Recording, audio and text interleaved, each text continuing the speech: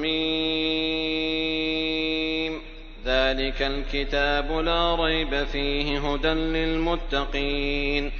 الذين يؤمنون بالغيب ويقيمون الصلاة ومما رزقناهم ينفقون والذين يؤمنون بما أنزل إليك وما أنزل من قبلك وبالآخرة هم يوقنون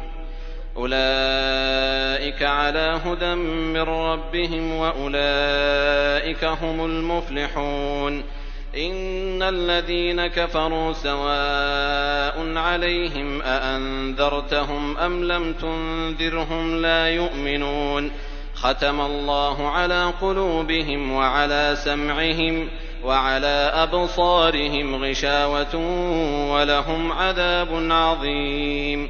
ومن الناس من يقول آمنا بالله وباليوم الآخر وما هم بمؤمنين يخادعون الله والذين آمنوا وما يخدعون إلا أنفسهم وما يشعرون في قلوبهم مرض فزادهم الله مرضا ولهم عذاب أليم بما كانوا يكذبون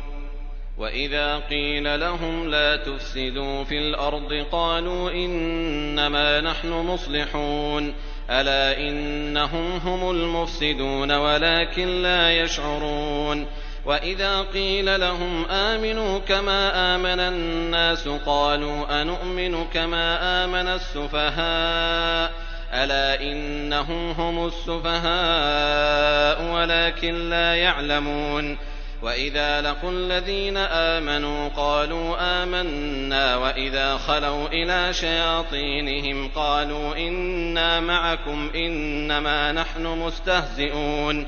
الله يستهزئ بهم ويمدهم في طغيانهم يعمهون أولئك الذين اشتروا الضلالة بالهدى فما ربحت تجارتهم وما كانوا مهتدين مثلهم كمثل الذي استوقد نارا فلما أضاءت ما حوله ذهب الله بنورهم وتركهم في ظلمات لا يبصرون صم بكم عمي فهم لا يرجعون أو كصيب من السماء فيه ظلمات ورعد وبرق يجعلون أصابعهم في آذانهم من الصواعق حذر الموت والله محيط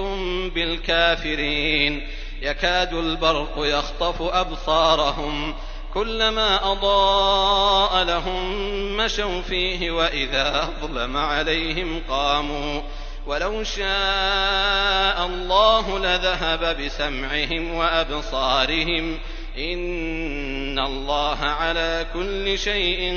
قدير